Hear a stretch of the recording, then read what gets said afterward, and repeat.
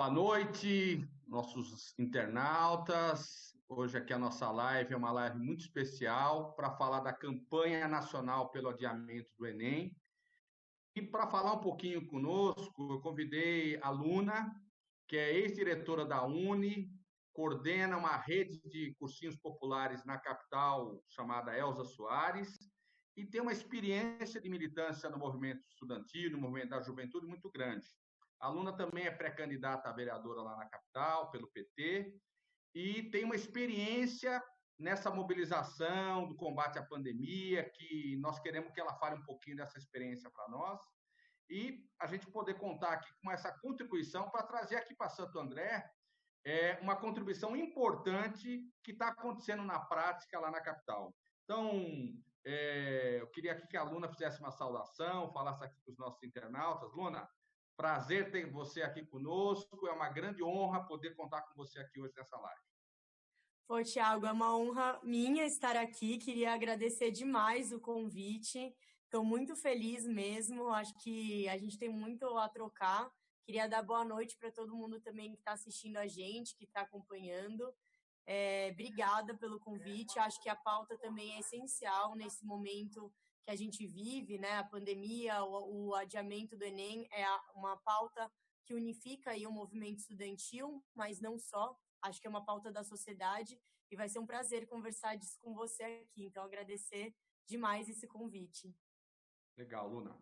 O que eu percebo é o seguinte, hoje, o governo Bolsonaro ele tem uma lógica que é praticamente de destruir todo um legado que foi construído nas gestões do presidente Lula e da Dilma, né? Eles não valorizam o Enem, né? Tá claro isso. As dificuldades com relação ao FIES, o ProUni, a perseguição às universidades, à pesquisa, à ciência, né? Tem toda uma lógica do mercado que sucateia a educação pública, né? E a gente percebe que parece que a educação virou inimiga do governo, né? O ministro da Educação ele trata as universidades, já falou várias vezes, eu vi até postagem muito interessante na sua página, da balbúrdia, né? Sendo que a universidade brasileira, com todas as dificuldades, tem produzido conhecimento, tecnologia e informações importantes para o país, né? Nós não vamos a lugar nenhum se a gente não tiver o aumento do investimento nas universidades, e investir pesado na pesquisa e incluir a juventude, que acho que foi o grande legado do governo Lula e Dilma, foi aumentar muito o número de universitários que vieram principalmente das classes mais pobres, né? Aquele bordão que o filho do operário virou médico,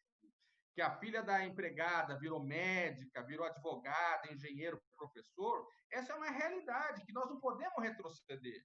Então, eu queria que você falasse um pouquinho, depois nós vamos falar um pouco da campanha nacional do ADIENEM, mas eu queria que você falasse um pouquinho, inicialmente, aqui para os nossos internautas, sobre a sua experiência dessa rede de cursinhos populares que você coordena aí na capital, e brilhantemente o nome de Elza Soares, né? A grande Elza Soares, né? Quer dizer, não sei de quem foi a ideia de batizar os cursinhos com Elza Soares, mas a Elza é isso, ela é povo, ela é favela, ela é a negritude do Brasil, né? Que eu acho que tem tudo a ver com essa experiência. Fala um pouquinho para nós dessa experiência da rede de cursinhos. Bom, Thiago, obrigada de novo. Não, a ideia da gente construir essa rede de cursinhos populares veio de um coletivo de juventude que eu faço parte, que é o MPJ em Disparada, mas é realmente genial a ideia do nome da Elza Soares, porque eu acho que ela é representante do povo brasileiro, né? E ela é uma mulher assim que inspira de tantas lutas que ela já fez, de tantos espaços que ela lutou para ocupar, de todas as opressões que ela sofreu. Então, sofreu violência doméstica, uma violência racial. É uma mulher que representa ali, que é a cara do povo, assim. E esse nome foi escolhido muito em conjunto com os professores, com os estudantes do cursinho. E tem até uma história que a gente gosta de contar, que a primeira vez que a Elza se apresentou ali num programa do Ari Barroso, ele perguntou para ela, assim, né, depois dela se apresentar e cantar, mas da onde você vem, né, com essa voz? Aí ela responde, eu vim do planeta da fome. Então, isso é muito forte, isso é muito até forte. Arrepia.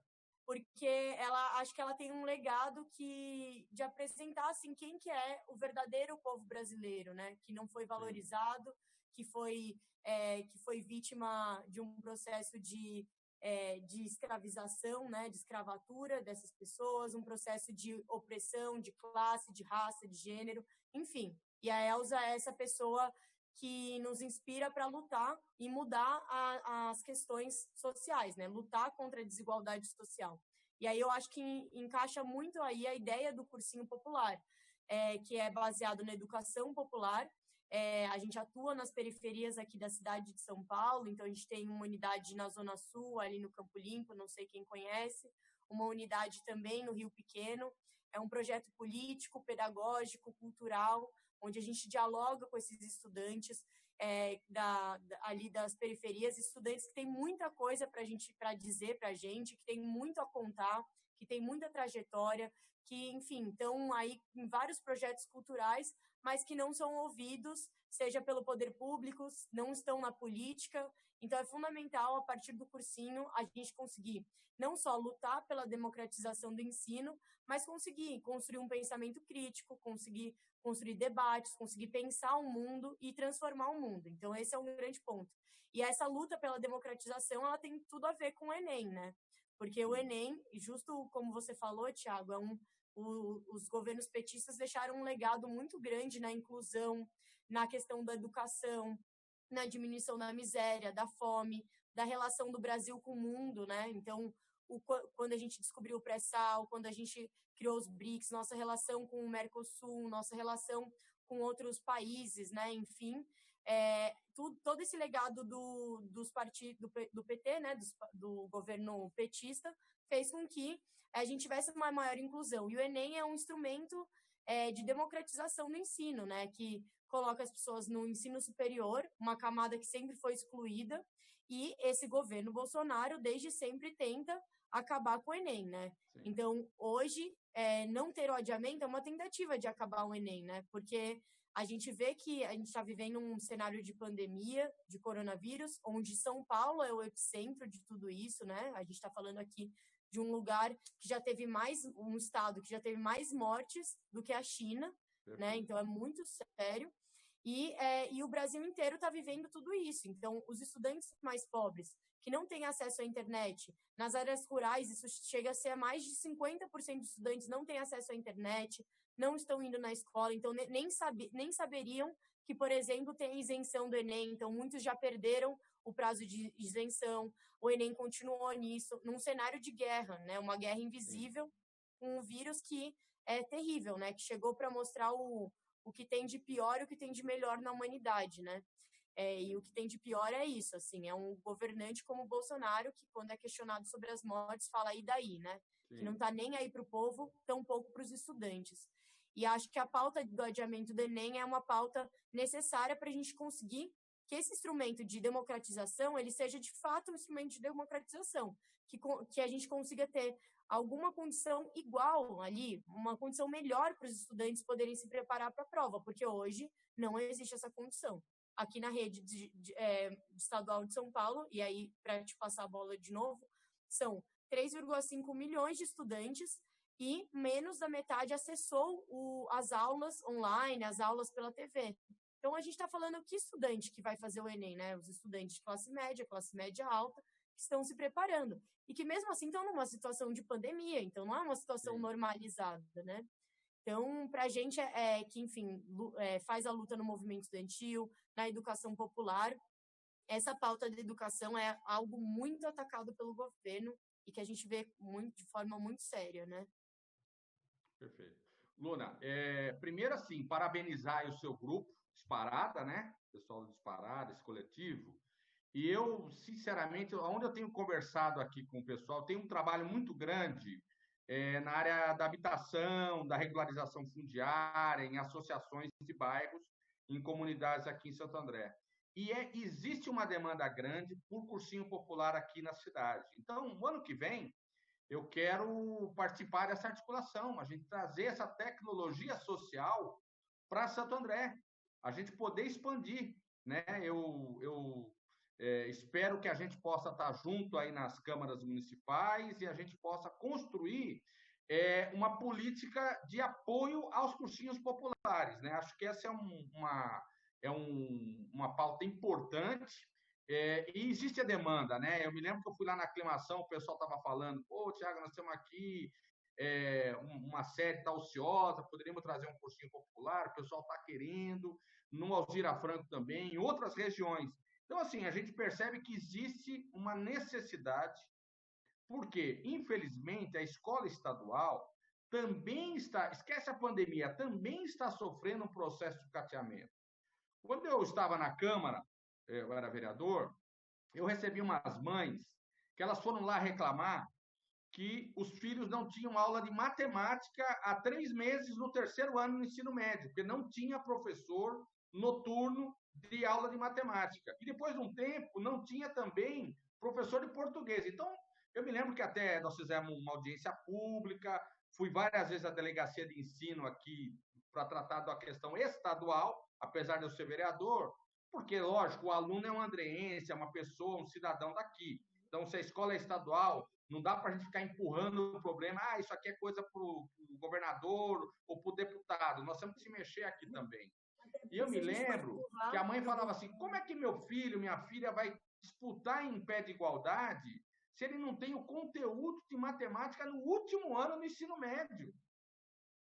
Então, nós estamos vivendo agora com a pandemia mais ou menos a mesma coisa, só que agora é para todo mundo. Né? Algo compulsório, que as escolas corretamente estão fechadas. E o cronograma original do Enem, ele vai perpetuar o que é a lógica de tirar os pobres da universidade. Porque, óbvio, eu estava hoje falando com um jovem que está no nosso grupo aqui em Santo André, e ele falava, Tiago, eu tenho dificuldade de acompanhar as suas lives, porque no meu bairro a internet é muito ruim, em casa, não pega. Então, assim, imagina se ele tiver que estudar, imagina se ele tiver que acessar conteúdos para se preparar, né? Então, vai ter a mesma dificuldade. Então, assim, eu imagino que a campanha do adiamento ganhou muita força, né? Eu acho que é difícil o Congresso Nacional, inclusive, não tomar uma atitude. Eu estou imaginando que o Congresso Nacional vai ter que se mexer nos próximos dias, né, para tomar uma atitude, para poder reorganizar o calendário, né? Porque eu tenho um filho que estuda na USP, está no último ano, né? Ele está fazendo aula à distância, mas é um problema, está na Poli. E tem uma filha que estuda na Unesp, que primeiro ano, então está tudo parado, né? É muito difícil você ter aula à distância, principalmente com o primeiro ano, segundo ano, muito difícil, né? Porque você está introduzindo naquele conteúdo, naquela matéria, né? Então, todo o calendário da educação vai ser reorganizado.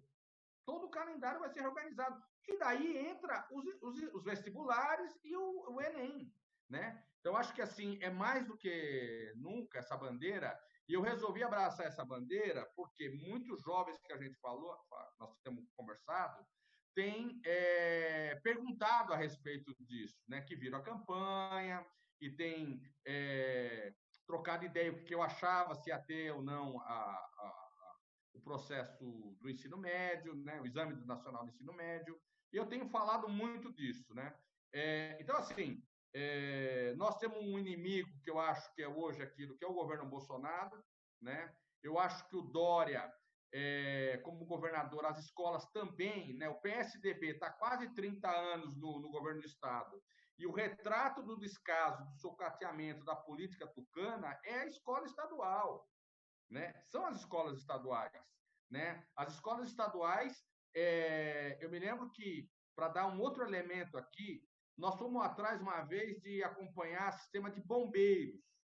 Escola estadual não tinha extintor, não tinha mangueira de incêndio, não tinha porta de fuga, acessibilidade, um monte de problemas nas escolas estaduais. Né? Isso é resultado de 30 anos de governo do PSDB à frente do governo do Estado. Sucateou a educação pública aqui no Estado. Então, acho que nós temos essa bandeira educação, é uma bandeira muito forte, né? Evidente que a pandemia coloca um pouco a educação, parece que no segundo plano, não fosse a campanha do adiamento do Enem, talvez a gente nem estivesse falando em educação, estava falando só em saúde. Lógico que a saúde é importante, porque nós já temos aí milhares de vidas que foram ceifadas aqui no Brasil e no mundo, né? E precisamos cuidar disso. Mas a educação ela é fundamental para a gente voltar o Brasil a ser um país grande, superar esse atraso tecnológico, a gente ter uma saída que é de incluir milhões de jovens que têm a única alternativa, a educação, né? Não é que a educação vai resolver todos os problemas, mas sem ela nós não vamos resolver a maioria deles, né? Então, assim, eu acompanhei também um pouco o seu trabalho, que vocês têm lá todo um trabalho de solidariedade dessa história da luta aí contra o coronavírus, tal. Queria que você falasse um pouquinho disso para nós e como é que você está vendo um pouco esse momento agora que nós estamos discutindo lockdown, que nós estamos discutindo estender o feriadão, uma série de alternativas que impactam na nossa vida também e, obviamente, na vida de vocês. Uhum. Não, primeiro, Thiago, acho que só retomando um pouquinho, você falou desse papel grande das universidades públicas, das universidades na produção de conhecimento, na transformação da melhoria das condições de vida da população. Aqui a USP, por exemplo, produziu um respirador 15 vezes mais barato, ali na Poli, né? 15 vezes mais barato que o do mercado, assim. E é isso que o Bolsonaro quer acabar, o Weintraub quer acabar. Então, já há um ano, eles tentam acabar com as universidades.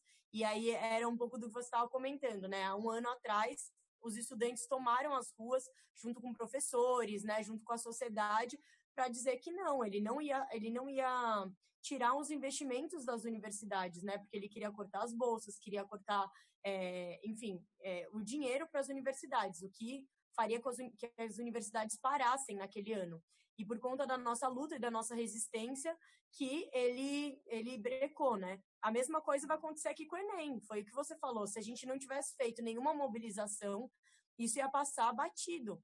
E o que vai acontecer, só para todo mundo também se informar, amanhã, terça-feira, vai ter a votação no Senado sobre a questão do adiamento, assim, e tá tudo muito conturbado, assim.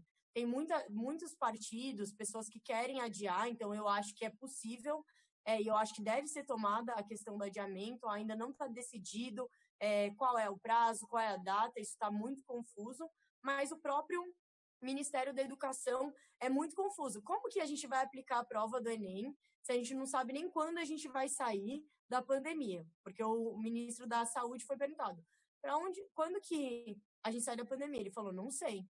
Então, assim, se o ministro da Saúde não sabe, quem dirá os estudantes, a gente? Então, assim, vai ter um Enem, aí um Enem em que condições? É isso que a gente está questionando. Não tem nenhuma discussão de logística desse espaço, né? Vai colocar todo mundo numa sala aglomerado? Vai ser virtual? Vai ter computador na casa das pessoas e tal? Então, é tudo muito atrapalhado. Teve, acho que você deve ter visto a propaganda do Enem, né? Que era, estude como você quiser, de um jeito que você quiser, faça, se vire. Isso é um absurdo, né? Se virem, enquanto tem gente morrendo. Então, né? Aí muita gente fez paródia na internet. O legal é isso. A galera vai fazendo paródia e vai falar, como você não tem acesso à internet, como você não tem alimento em casa e tal. Isso junta muito com a campanha de solidariedade para mudar SP que a gente criou aqui em São Paulo. Por quê? A gente começou a pensar ali nos estudantes do cursinho, das famílias e tal, era uma iniciativa mais nesse sentido, mas aí a gente falou, não dá para a gente só ajudar uma parcela, né? A gente tem que fazer uma campanha muito grande.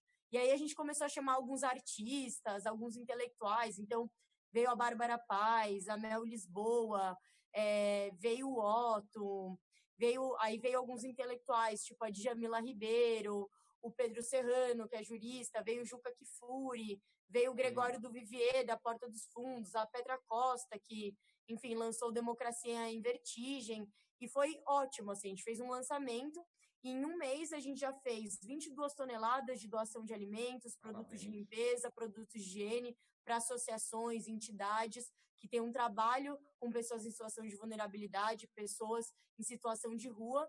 E essa campanha acho que o papel nosso, né, Thiago, de mostrar solidariedade e de conseguir ajudar as pessoas no momento que tem uma omissão do governo. E esse governo é um governo genocida, não está nem aí para a sua população. E é isso, eles querem deixar, por isso que eles atacam a educação, eles não querem gente que pense, que questione, ele não quer que as pessoas se emancipem, eles querem que as pessoas continuem sendo exploradas, é por isso que ele faz toda essa ação, por isso que ele ataca a educação e ataca quem defende ela, então ataca os estudantes, né? Porque quando ele fala que é balbúrdia, quer atacar os estudantes. Então isso é muito, muito importante e assim, parabéns, Thiago, se você conseguir trazer essa pauta dos cursinhos populares, eu acho que é realmente uma demanda da juventude, eu acho que vai ser, assim, incrível, incrível, a juventude precisa disso, eu acho que é um espaço de transformação mesmo, e também contar que a gente, aqui em São Paulo, organizou, junto com a Frente de Cursinhos Populares, uma luta ano passado, que foi justamente pelo passe livre para estudantes de cursinhos populares. E a gente foi na Câmara, conversou com cada vereador, fez mobilização, fez ato, fez baixo-assinado, passou nas escolas, etc. Conseguimos aprovação na Câmara dos Vereadores depois de muita luta.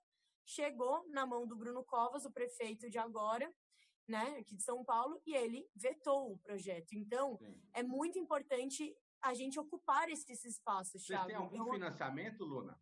Vocês têm algum financiamento do governo municipal, estadual, para apoio aos cursinhos?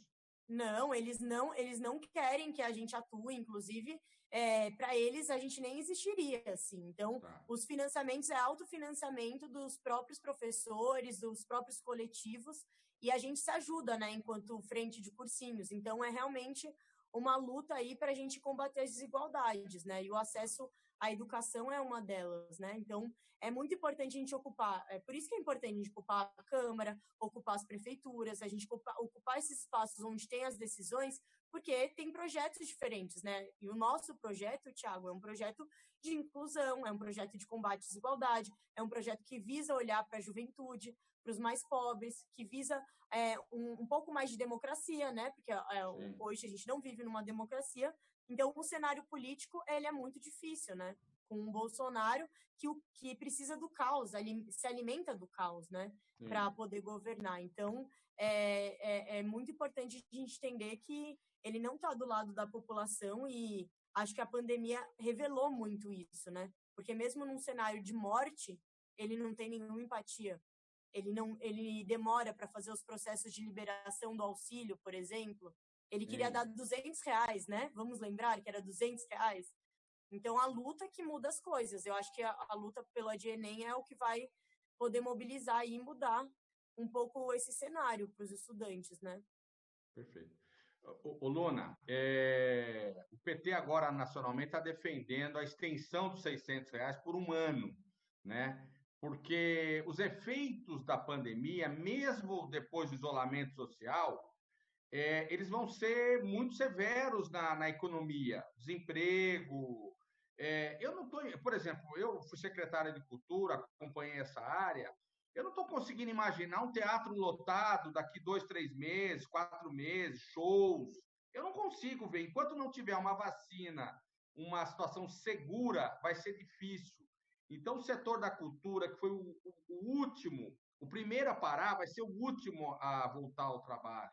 E você tem aí muitos profissionais, muita gente envolvida nisso. Hoje, eu estava aqui, participei até de uma live que a nossa pré-candidata a prefeita, que a Beth Sirac fez, com o Celso Frateschi, debatendo um pouquinho os cenários da indústria da cultura, né? Que tem tudo a ver com a educação, que tem tudo a ver com a geração de emprego, pesquisa e tecnologia.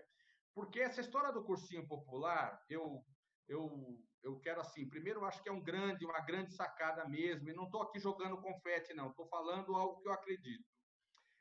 Porque o jovem, a juventude, às vezes a gente olha a juventude, uma parte até da esquerda, como a juventude é a discutir a questão cultural, o esporte. Não, a juventude você tem que discutir emprego, você tem que discutir direitos, você tem que discutir inclusão, você tem que discutir educação. Não é só esporte e cultura, não é isso, é muito mais do que isso. né? Então, acho que essa ferramenta do cursinho, que possibilita abrir um debate com esse jovem que está lá na base, para discutir as alternativas de sociedade, as alternativas de governo, para poder questionar um pouco o modelo que nós estamos vivendo. Eu tenho aqui várias pessoas estão deixando comentário aqui na nossa live, mas tem aqui uma jovem que é estudante, a Emily, que ela fala assim: acho muito interessante o acesso aos cursinhos populares.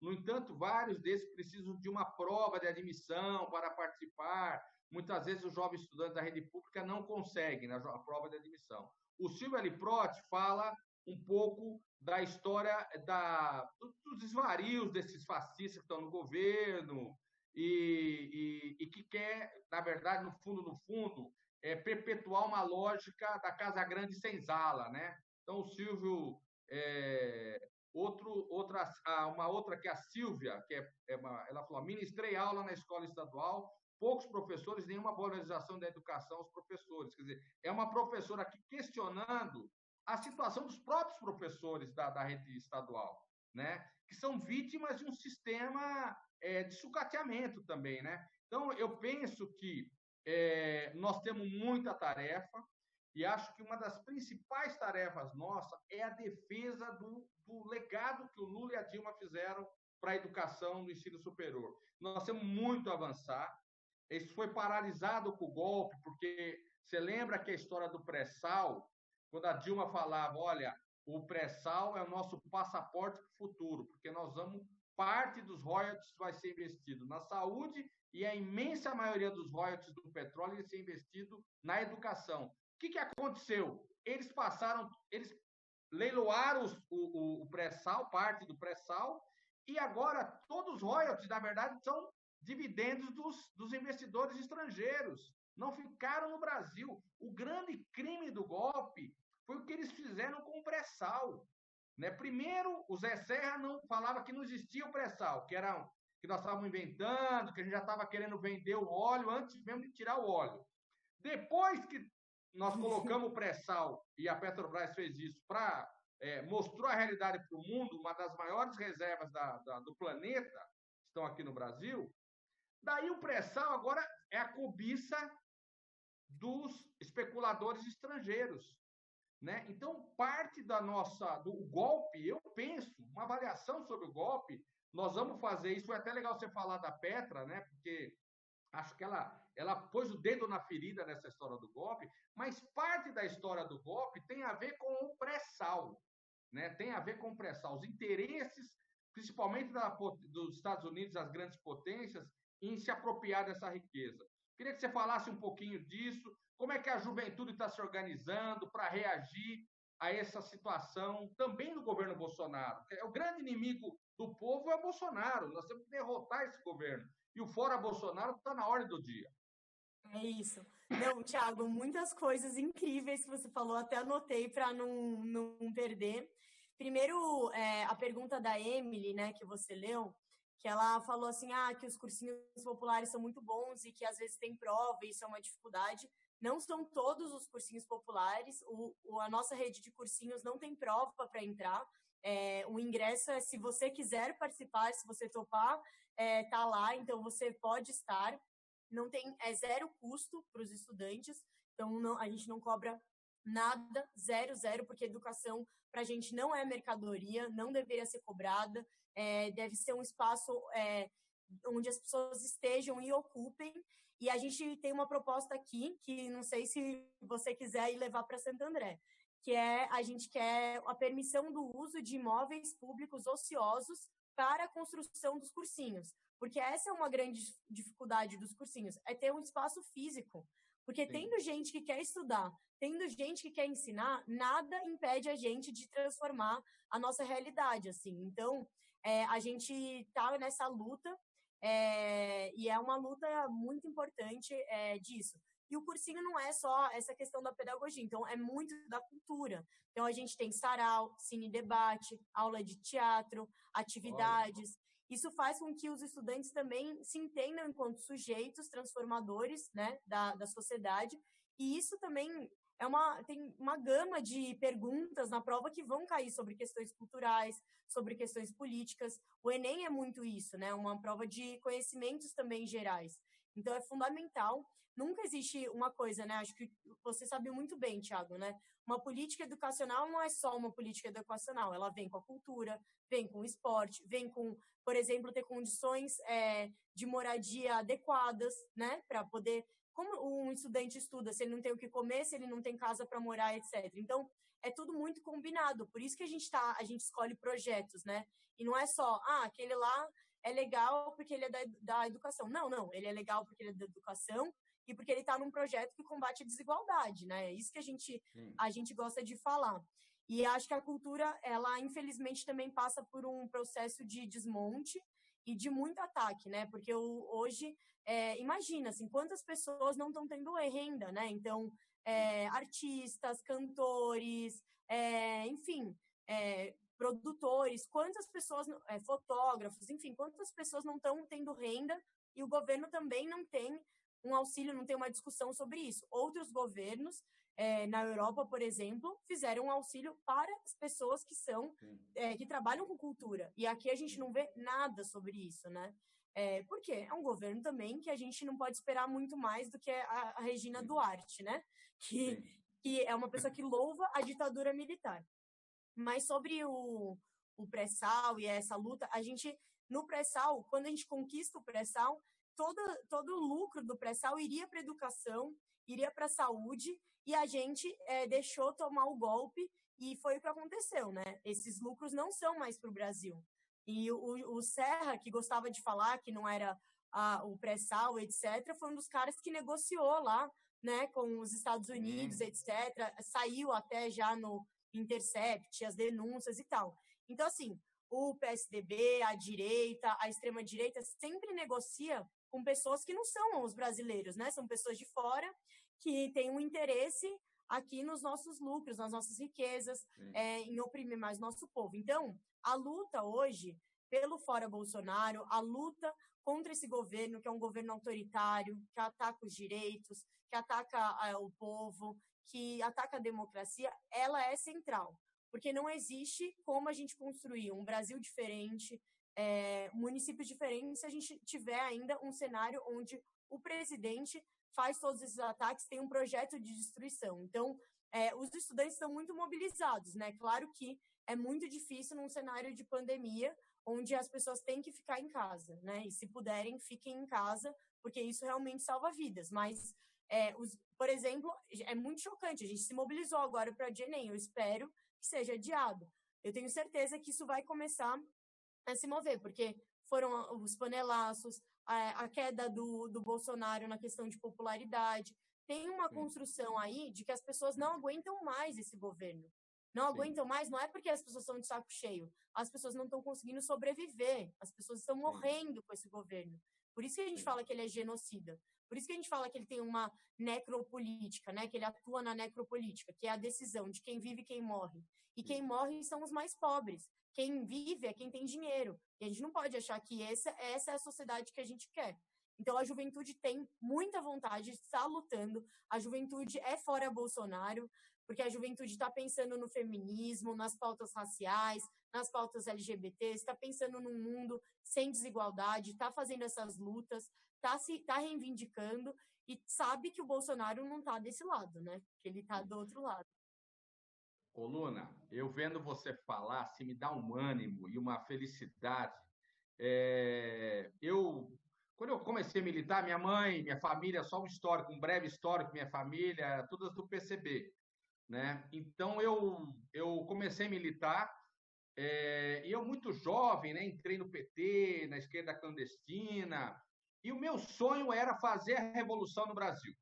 E eu me lembro quando teve a revolução na Nicarágua, a guerrilha em El Salvador, aquilo me deu um ânimo. Cada estado, cada situação que eu via fora na África, da revolução, falar assim, não, nós vamos fazer a revolução no Brasil.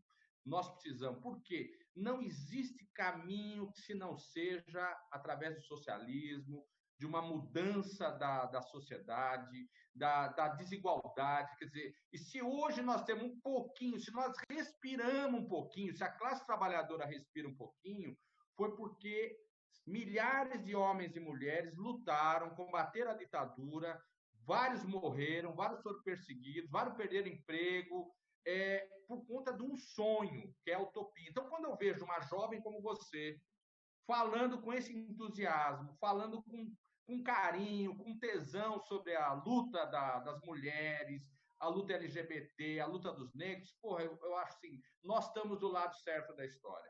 Eu tenho certeza que nós vamos construir um futuro melhor. Eu acho que essa eleição do Bolsonaro ela tem um efeito pedagógico.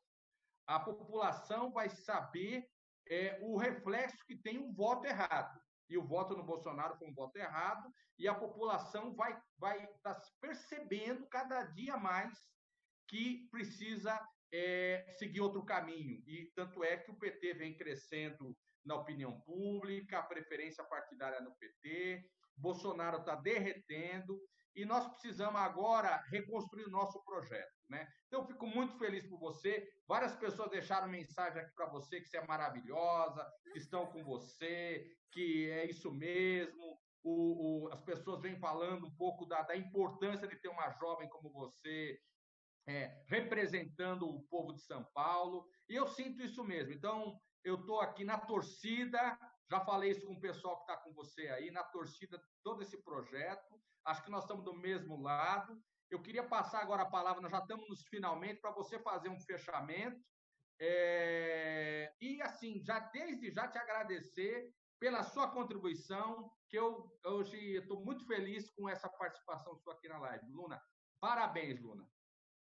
Thiago, parabéns também para você. Eu acho que a gente está do mesmo lado e eu acho que Santo André precisa de alguém como você mesmo, lutando, né? Que sempre, nunca desistiu da luta. Então é muito incrível essa sua história que você acabou de contar. É realmente fundamental, assim.